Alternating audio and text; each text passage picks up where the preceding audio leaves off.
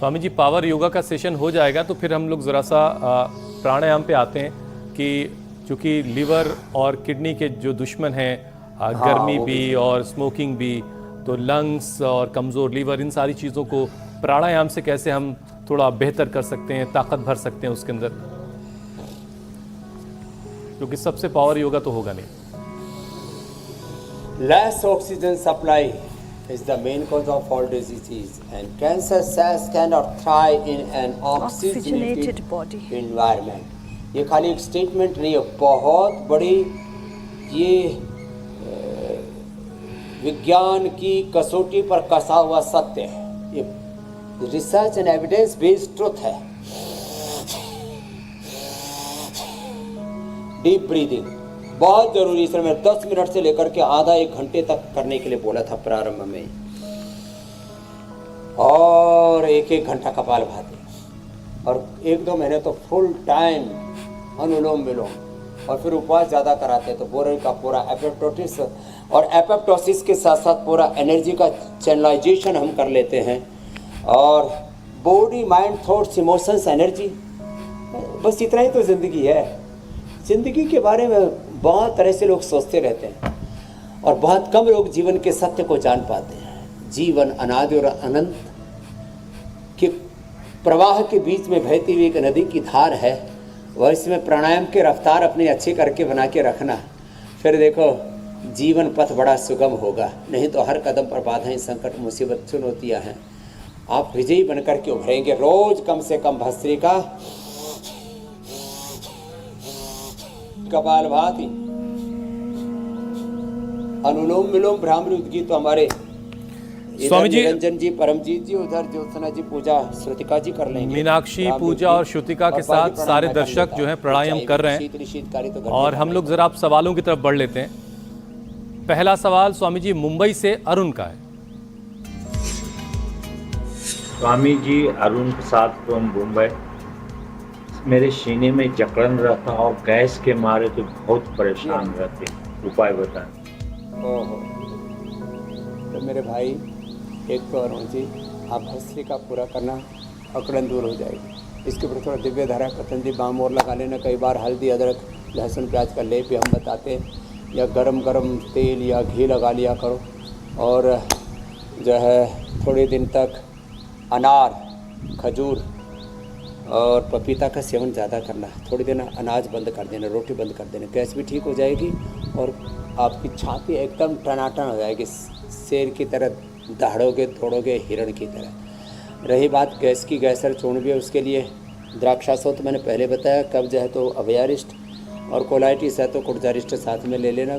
सामान्य रूप से कुमारियासव, खून की कमी होने पर लोहासव, और हाथों में सूजन, इन्फ्लेमेशन होने पर पुनर्नवारिश बड़ा अच्छा काम करता है। पिंडली भी दबा लिया करो। अगला प्रश्न आप ले लो, ये भी बड़ा अच्छा है गैस के लिए। मिट्टी की पट्टी पेट पर रख लिया करें। छोटे छोटे उपाय, खाली पेट ठीक है स्वामी जी। अब जरा देख लेते हैं ये दिल्ली वाली डिम्पल क्या कह रही हैं आपसे। स्वामी हाँ जी, जी, पूरे दिन डिम्पल। थकावट और चक्कर महसूस होते रहते हैं, और मैं 2 मिनट से ज़्यादा, 5 मिनट से ज़्यादा किसी भी मुद्रा में बैठ जाऊँ तो मेरे हाथ पैर सुन्न हो जाते हैं। मुझे बताइए मैं क्या करूँ। किसी भी मुद्रा एक में तो 5 से 10 मिनट बैठ जाएं तो चक्कर बादाम आते रोगन हैं। नाक में डाला करो। हाँ वही, बादाम रोगन नाक में डालें। और फिर जो शून्यता रहती है उसके लिए मेधावटी, मेमोरी ग्रिड तो खाने के बाद ले लें। मेधावटी, मेमोरी ग्रिड, कभी चक्कर आएंगे नहीं। और अश्वगंधा बड़ा ज़बरदस्त, उससे नस नाड़ियों में ताकत आ जाएगी। और ग्रेन्स का इस्तेमाल करें, मल्टीग्रेन, कभी जवार, कभी बाजरा, कभी रागी, ये सब लें। गेहूँ चावल थोड़े दिन कम कर दें। और 1 चम्मच गाय का घी, जैसे मैं बता रहा था, ये प्री नर्वस सिस्टम के लिए बहुत अच्छा काम करता है। बाकी तीखा, तला, भुना, इससे थोड़ा परहेज करें। अनुलोम विलोम ज़्यादा करेंगे आप, और थोड़ा भुजंगासन और मरकटासन, जो अभी थोड़ी देर पहले हम कर रहे थे, वो अवश्य करेंगे। एक और सवाल स्वामी जी महाराष्ट्र से अमित का है। मुझे 4 साल पहले ब्रेन स्ट्रोक आया था। बॉडी का लेफ्ट साइड मेरा लकवा लग गया था। अभी रिकवरी तो हो रही है, लेकिन लेफ्ट वाली आँख की मसल्स कमजोर हो गई है, उसके लिए कोई उपाय बताएं। मेरे भाई, ये पैरालिसिस की रिकवरी फास्ट करने के लिए अनुलोम विलोम बढ़ाना पड़ेगा। न्यूरोग्रिट इम्यूनोग्रिट खाली पेट और खाने के बाद मेधा मेमोरी अश्वगंधा या अश्वशिला का प्रयोग कर लें। अश्वगंधा अरिष्ट और सारस्वत अरिष्ट खाने के बाद पी लेना।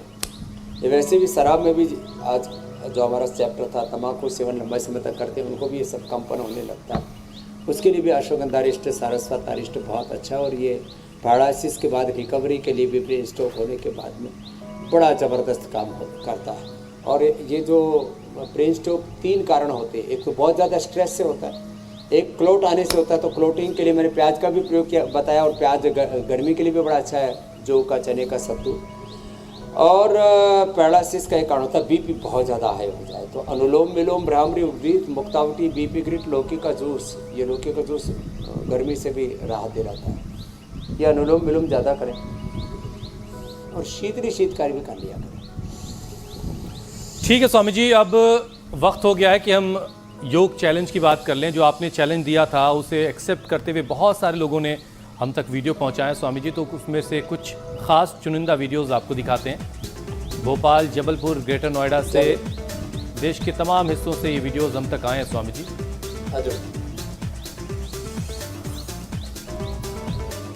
जो बेस्ट वीडियो है स्वामी जी, जो विजेता हैं आज के, अब उनका वीडियो आपको दिखाते हैं।